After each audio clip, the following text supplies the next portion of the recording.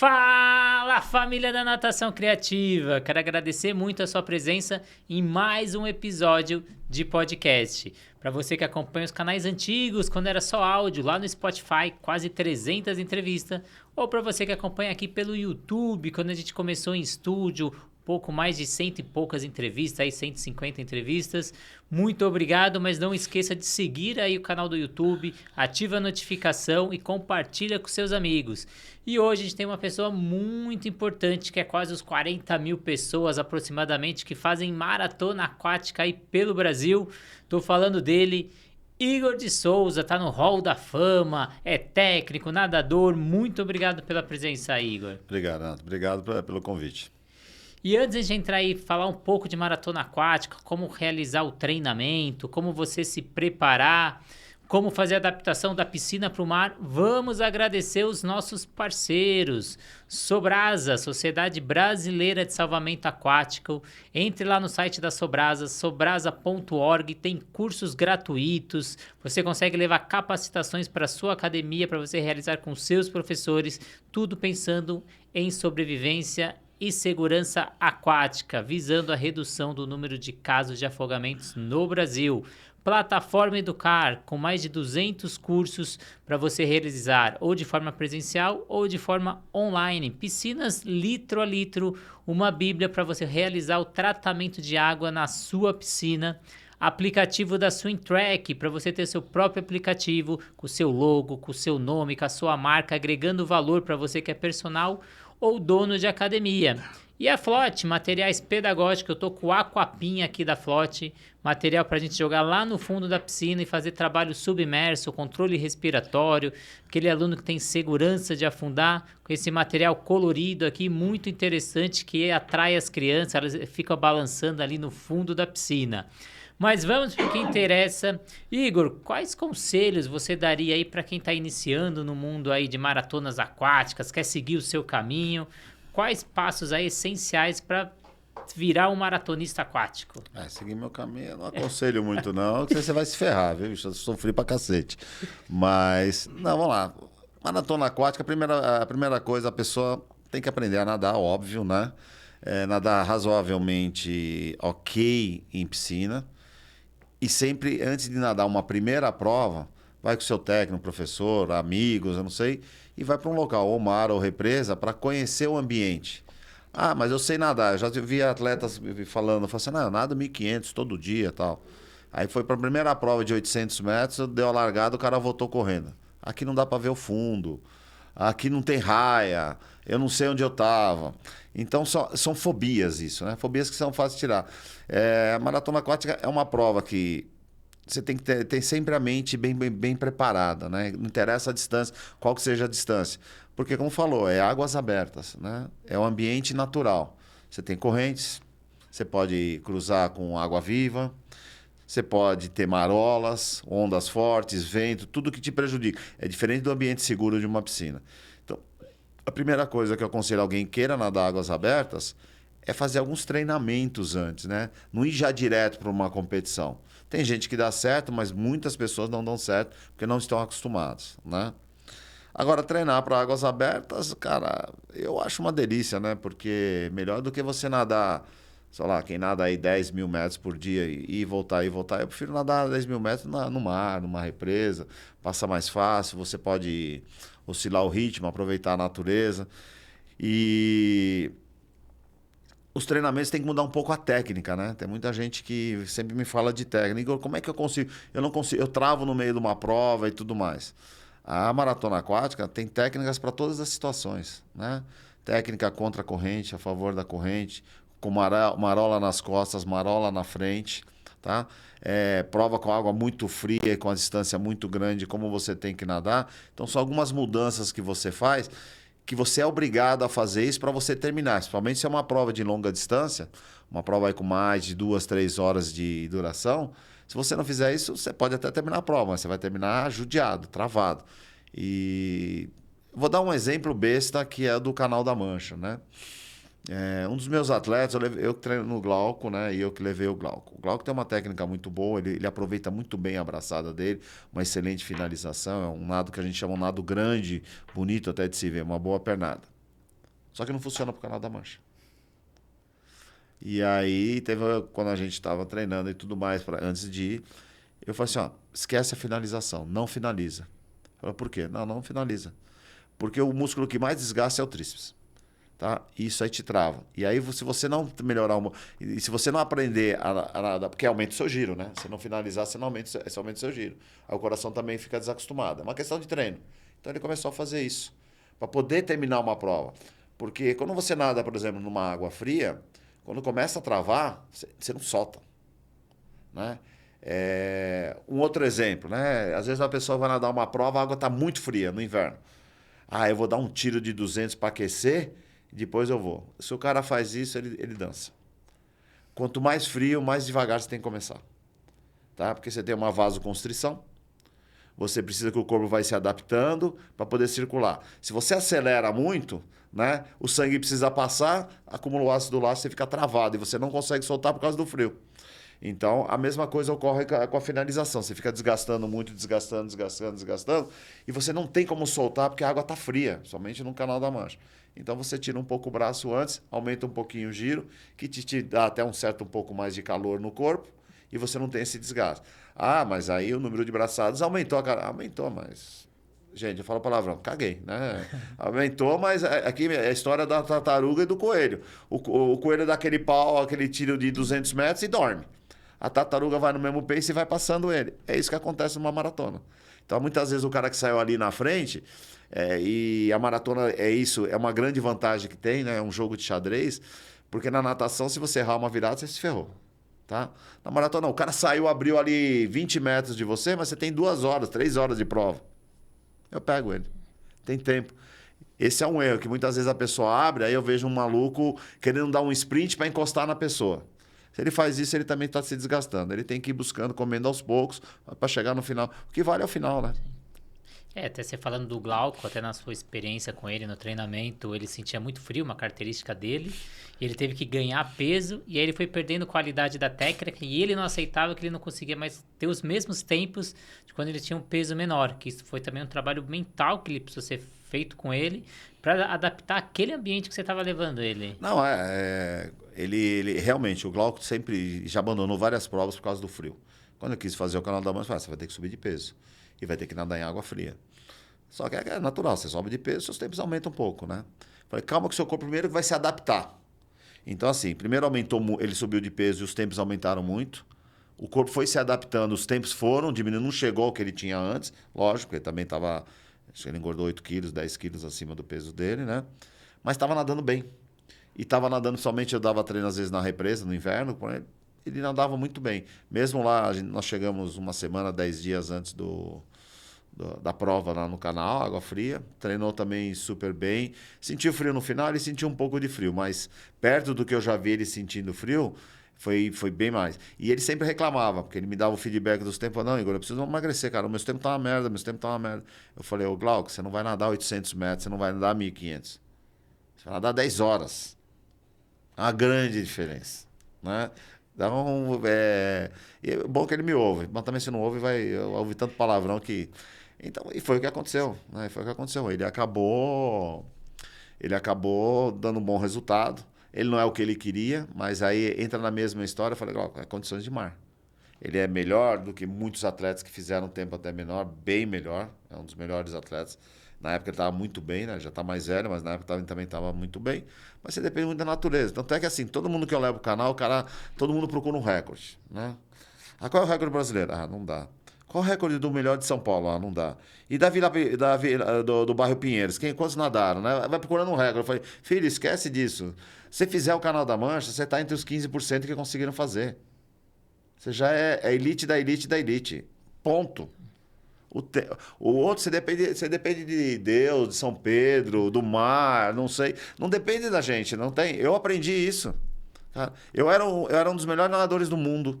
Tá? Eu tinha ganhado um monte de prova, fiz em 11 horas a primeira vez. 11 horas para mim é uma merda. Tá? Tô com 60 anos, acho que eu faço em 11 horas agora. Só se o mar estiver bom, né? Mas é uma merda de tempo para as condições que eu tinha na época, né? E eu aprendi. É algo... Eu já vi outros atletas de altíssimo nível também se ferrarem. Então, é uma característica. Mas é isso. E agora, a questão de treinamento é muito parecida com piscina, tá? Você tem que fazer alguns rodados, principalmente em águas abertas, na preparação, e aí a mudança de técnica, né? A principal mudança de técnica que a gente coloca é fazer o braço sair pela lateral, tá? Não fazer essa rotação aqui, tá? Porque isso para piscina até 1.500 Hz é bem. Nada 10 horas assim, então não aguenta, cara. Então, ao invés de você fazer isso, né, com o ombro, a gente faz isso. Você vem com ele pela lateral. Quem nada com você na raia vai te odiar, porque você vai bater toda hora com ele. Mas é o melhor movimento que tem. Se você olhar a Poliana nadando, a Ana Marcela, a Vivi, a Sharon, são as melhores nadadoras do mundo, todas elas vêm com o braço pela lateral, tá? Porque isso, além de não desgastar tanto o ombro, te dá mais potência quando você pega a marola. Porque quando você vem com o cotovelo alto aqui e você pega uma marola, ela bate, teu braço não consegue ir lá para frente. Porque você não tem tanta força desse jeito. Aí é uma questão de física. Quando você vem para cá, a velocidade que o braço vem é mais forte e tem mais firmeza. Então, se tiver uma onda, você quebra a onda e encaixa o braço lá na frente. Então, a tua posição de nado também continua. Então, você não tem desgaste de ombro, você consegue quebrar as ondas, tá? E fica mais leve, é um nado mais leve. E é o que precisa. É o nado mais rápido? Não, você não está nadando piscina, mas é o nado mais leve. E aí, quem está aí do outro lado certamente está com essa dúvida. Como equilibrar os aspectos físicos, mentais e emocionais para águas abertas? Especialmente para enfrentar esses desafios que você comentou. Frio, distância. Eu posso citar casos aqui, eu tenho atleta, por exemplo, que treina muito, né? Chega na competição, fala, eu não acredito que você perdeu desses aqui. Sabe? Tipo, nas séries de 100, o cara, enquanto um faz a cada 1,20, o outro faz a cada 1,45. São 25 segundos e ganha dele. Porque exatamente, sem N fatores que tem. Técnica, direcionamento e calma. Tem muita gente que quando vai... É normal, né? Dá dor de barriga na hora da largada, não presta atenção. Tem nego que a boia tá para cá, larga para cá, depois que percebe onde tá. A maratona aquática exige que você tenha um bom equilíbrio físico e mental, tá? Você vai saber dos perrengues, você vai saber. Então, eu sempre olho, e eu sempre fiz isso. Eu vou olhar o percurso, eu vou calcular mais ou menos o tempo que eu vou fazer, eu olho a meteorologia para ver se vai entrar vento ou nada, para eu não ter surpresas. Eu sempre falo, trem fantasma só assusta uma vez. Antigamente tinha um parquinho trem fantasma. Se você pegar o trenzinho e ir lá, vai aparecer o lobisomem, o Drácula, o vampiro, não sei mais quem lá, você toma um susto. Se você pegar o trem de novo, você não vai se assustar. Você vai saber que está lá tudo. É a mesma coisa. Então, eu sempre falo, vai ter vento? Olha, depois de tal hora está lá, vai entrar vento. A água está tantos graus, mas tem uma corrente, vai ficar um pouco mais fria. Cara, depois de 1h30, você vai começar a ter dor no ombro, tá? Depois de não sei quanto, você tem que se hidratar. Então, tudo isso é um trabalho mental. A pessoa tem que estar preparada para isso, né? E isso como se faz? Olha, eu vi gente fazendo yoga, mentalização, tem gente que lê a Bíblia.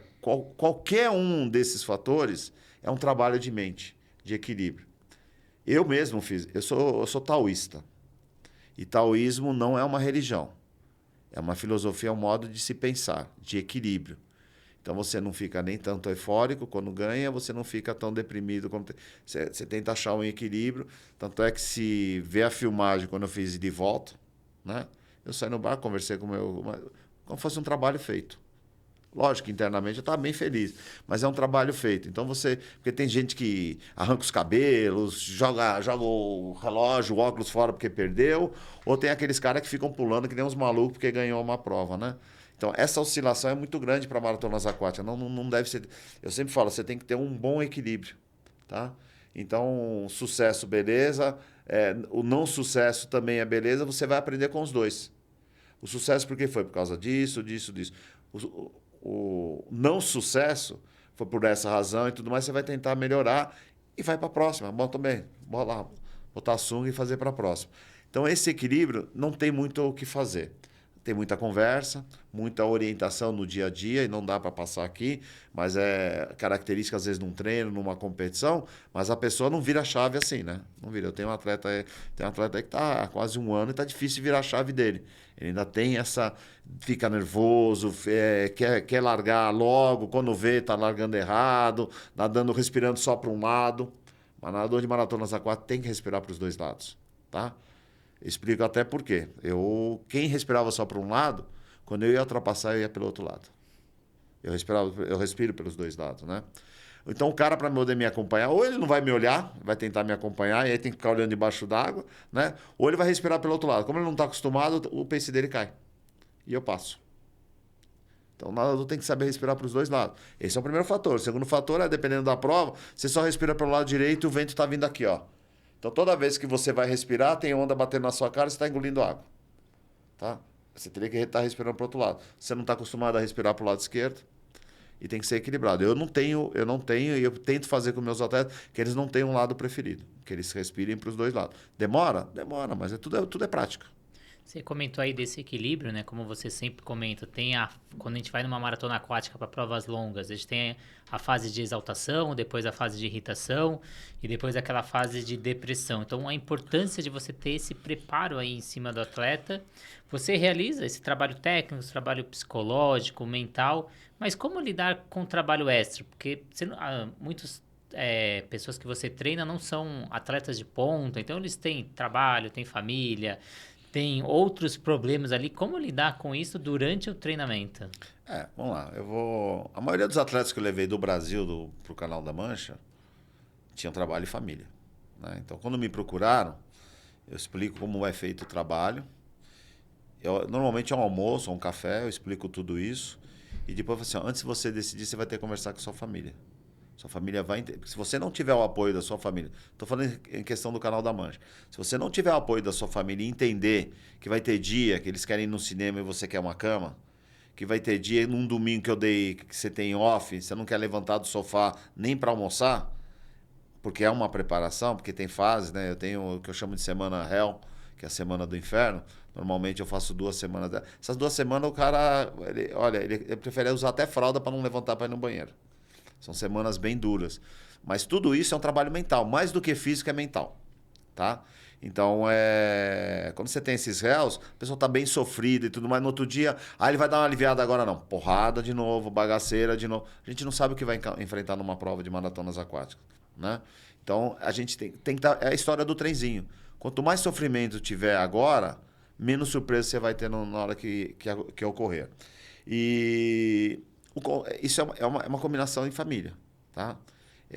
Quando o cara só está nadando provas mais normais e tudo mais, principalmente que eu chamo master, né? Pessoas que têm família e tudo, eu sempre converso. E tem dia que eu falo, cara, esse sábado você não vai treinar, vai passear com sua família. Porque não adianta também ele falar, não, mas aí eu vou perder um dia de treino. Não vai perder um dia de treino.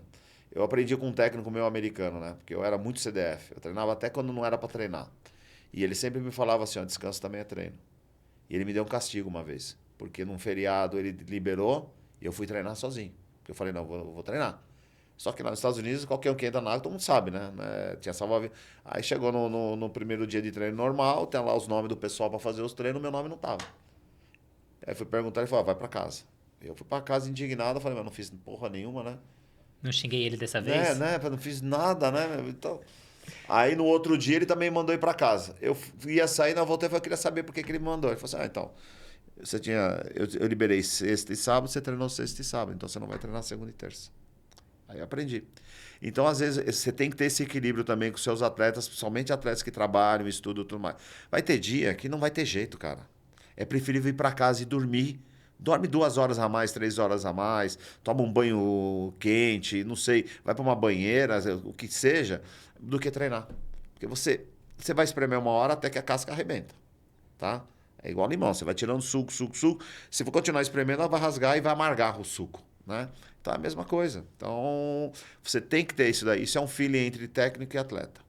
Claro que tem os malandros, né? Tem malandro que... Aí você sabe que é malandragem mesmo, né? Mas é uma questão de feeling. Mas é importante ter esse equilíbrio. E quando é um desafio grande desse, é um conluio com todo mundo. Namorada, família, esposa, filhos, eu não sei com quem, mas tem que ter um conluio. É uma determinação. E isso não pode virar rotina após isso. Né? Eu sempre falo, senão vai sair da divórcio. Né? Você tem lá, está se preparando 1 ano e meio, com uma série de restrições, a família está apoiando. Acabou, você vai voltar para um outro ritmo. Não é que você não vai deixar de treinar, mas vai ter dia que você vai ceder. Nós vamos no cinema, nós vamos sair, vamos passar um final de semana na praia, ou o que seja. tem que ter isso. A parte principal você já fez. E esses horários e tudo mais é o bem-estar pessoal da pessoa. É importante isso. Porque se você não faz isso, sua mulher vai reclamar, seus filhos vão reclamar, todo mundo vai reclamar, todo mundo vai estar de cara feia. Isso também te irrita. E aí o resultado não sai. Boa. E é possível, a gente sabe que tem alguns atletas que eles nadam só em piscina e vão fazer as provas em rio, lagos, mar. É possível treinar só em piscina ou você não indica? Não, é possível, não indicaria. Eu sempre acho bom dar alguns treininhos fora, né? É que também tem uma coisa, depende do que é. Hoje, você tem tantas provas de maratona, você tem praticamente todo final de semana. Só em São Paulo tem 9 organizadores de prova. Então, quase todo final de semana tem prova. Se o cara está treinando toda semana na piscina e vai nadar uma prova, ele já está fazendo o treino lá. Mas não, se o cara só vai ter uma prova daqui 2 meses, eu aconselharia a ir para um mar ou para uma represa para fazer um longão. É muito diferente. Quer queira ou queira, numa piscina, por mais que você nade 5, 6, 10 mil metros, você tem um descanso que é as viradas. Quando você dá a virada, seus braços estão descansando. Você tem esse... Ou quando é um intervalo, tiros de 100, você está parando. Quando você faz um longão, não tem jeito. Você nadou 1.000 metros, tem mais... Você vai nadar 3 mil para ir, 3 mil para voltar, é 3 mil sem botar o pé no chão, sem dar a virada, mantendo um ritmo e voltando também. Você tem que ter essa sensação de corpo, no seu corpo, né? Então, se o cara compete todo final de semana, ele já está fazendo. Se o cara não consegue, toda uma semana, pode dizer. Mas se ele vai 2 vezes por semana competir, 2 vezes por mês competir, não precisa fazer treino fora. Se ele não vai fazer isso, cara, vai pelo menos uma vez ou 2 nadar numa represa, lago, ou mar, o que seja. E quais técnicas aí você indicaria para quem está fazendo essa transição da piscina para o mar? O que ele deve adaptar, saindo desse ambiente controlado para um ambiente que a gente sabe que é totalmente imprevisível? As técnicas são várias, né? Eu já mudaria a braçada, porque facilita muito, né? Respirar para o outro lado. Alguns educativos, principalmente olhar para frente, né? E o educativo mais besta, que é o mais comum, não é bem um educativo, é mais um conhecimento de direcionamento, tá? Que nem, eu tô saindo daqui e tô indo direto nessa câmera, que eu tô olhando aqui direto. Eu começo a nadar. Então eu tô nadando, eu levanto a cabeça, eu tô olhando a câmera, tá? Continuo nadando e levanto a câmera. Então eu tô reto aqui, não tô? Muito bem. Nem sei se isso aqui dá para mexer. Suponhamos que eu começo aqui a nadar e aí eu tô andando assim, ó. Aí quando eu levanto a cabeça, eu olho e eu tô vendo a câmera. Eu já não tô reto.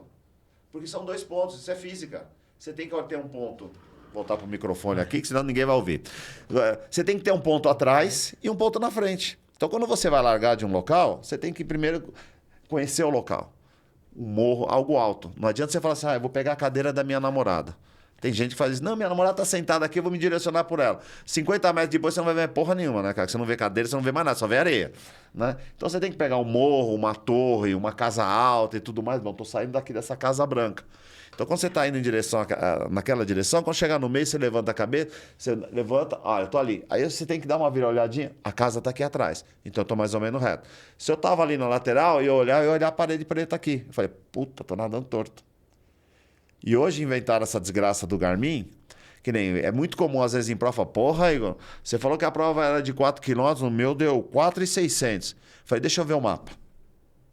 Aí o cara tá assim, ó, ping-pong, nadou zigue-zague do quanto é lado. Eu falei, cara, o Garmin nada que você nadou, não o percurso que eu mandei você fazer, é bem diferente. Então tem muito disso. Essas são as principais dicas e sempre se informar e sempre nadar com segurança. Mesmo quem vai treinar, vou treinar numa represa, primeiro, ver toda a segurança que tem, se possível com uma outra pessoa, um caiaque acompanhando, na pior das hipóteses, margeando e uma pessoa fora d'água olhando. A gente não sabe o que pode acontecer, tá? Como eu falei, uma cãibra, um mal-estar, a porra de um jet ski de uns moleques aí que passa, que é muito comum acontecer. Então, tudo isso você tem que tomar esses cuidados. Infelizmente, é desse jeito. E hoje tem aquelas boias também pra você. Sim, tanto é que eu recomendo muito. Quando a pessoa vai nadar sozinha, fala, usa a boia, cara. Dependendo da competição, eu não recomendo.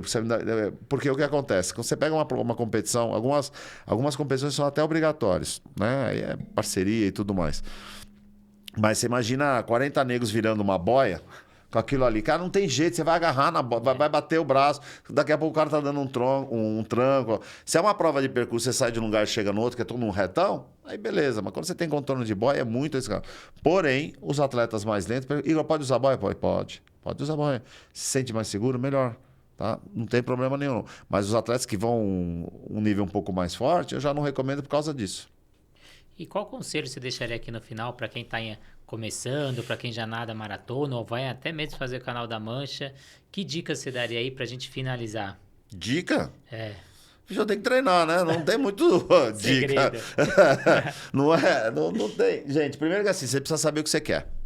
Tá? Eu recebo gente que fala, eu quero fazer Gibraltar, eu quero fazer Caprinápolis, eu quero fazer Manhattan, eu quero fazer não sei o quê, eu quero fazer não sei o quê. Tudo bem, cada um é uma característica. Você tem que procurar um profissional, né, que entenda, que conheça e vai fazer um planejamento. Né? Não existe isso. Fala assim, você vai fazer e vai dando... Não, vai acontecer isso, todas as fases. Você tem que estar preparado para isso. Psicologicamente, financeiramente, fisicamente e espiritualmente. Tá? É um equilíbrio, tá? É bem desse modo. Então não tem... para cada um... Eu vou te dar um exemplo do que aconteceu uma vez. Eu treinei 2 atletas para fazerem as 8 pontes do Rio Hudson. A Marta Iso e o Harry Finger. Aí eu fui estudar a prova, né? Eu já tinha nadado algumas daquelas pontes, mas não a competição inteira. Porque não era uma competição oficial do circuito mundial. Então eu nadei umas pontes ali, mas não fui. Aí eu dei uma olhada, tinha uma ponte que era... Tinha uma corrente muito forte, que era o X ali. Se estourasse o tempo, a pessoa estava fora. A Marta, eu acreditava que conseguia, ela nadou um pouco mais. O Harry já tinha 50 e tantos anos. Esse é o que me preocupava. E são uns 8 dias de competição, se eu não me engano. Cada dia uma ponte lá e tudo mais. Mas então comecei a preparar os treinos, tentei melhorar um pouco a velocidade do Harry e tudo mais. E aí faltava...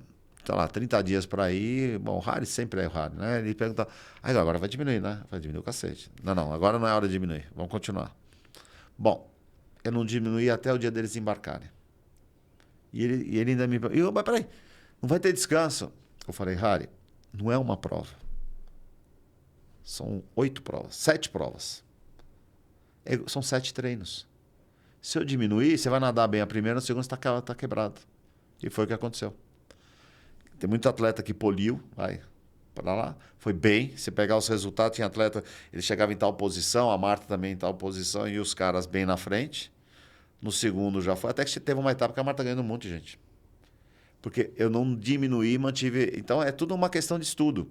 Então, mesmo, por isso que eu falo, uma pessoa que vai treinar... Eu dei esse exemplo, porque depende de cada prova, e isso é uma conversa que tem que ter com o seu profissional que vai trabalhar com você.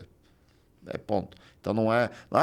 mas ele está fazendo isso. Tudo bem, mas ele vai nadar uma prova em Gibraltar de 20 quilômetros que dura 4 horas. Você vai no Canal da Mancha que vai ser 14 horas numa água de 11 graus. Não é a mesma coisa. Não é a mesma coisa. Boa, Igor. Queria que você deixasse aí os seus canais mais uma vez, para quem quer te acompanhar, saber mais do Igor. Todo mundo fala, eu vou treinar com o Igor. Calma que ele faz uma pré-seleção, não é qualquer um que treina com você. Não, eu não faço pré-seleção. Eu só tenho uma obrigação, né? Entrou, não sai, né? Porque vir experimentar, entrou, não sai, não tem jeito. Vou morrer aqui, morre, a gente manda o corpo depois para a família. Mas não. Mas o pessoal já sabe como é que é o nível dos treinos. Gente, eu não tenho canais, eu tenho só o Instagram, meia boca lá, que é Igor@Maratona Aquática, e o meu WhatsApp, tá? É 11 98244 5963. Não tenho página de site, não tenho YouTube, não tenho nada. Eu sou bem chucro nesse ponto, tá? Então, mas fiquem à vontade para tirar dúvidas, pedir informações, pedir alguma ajuda para indicação. Não tem problema não. Estou aí para ajudar. Então, eu quero agradecer muito a sua presença aqui, para você que acompanhou. Qualquer dúvida, deixe nos comentários. E aos nossos parceiros que fazem esse sonho virar realidade, a Sobrasa, procure os cursos da Sobrasa lá no site, plataforma Educar para te ajudar aí, para você que precisa de orientações aí, cursos complementares, piscinas litro a litro para te orientar no tratamento e aquecimento da sua piscina, o aplicativo da SwimTrack para você fazer o monitoramento do seu aluno, fazer chamada, mandar vídeo. E aqui a Flote, que hoje eu tô com o Aquapim aqui da Flote para te auxiliar nas suas aulas de natação. Então, muito obrigado a vocês que acompanharam. Marque o canal ali, siga o canal, ative a notificação, compartilha com os amigos. Igor, muito obrigado, mas muito obrigado mesmo aí. Eu que agradeço o convite. Tem muita história para contar aí da natação. E a gente valorizar esses profissionais que transformaram a natação, e a natação está onde está hoje graças a esses profissionais. Muito obrigado e até a próxima entrevista. Eu que agradeço. Obrigado, gente.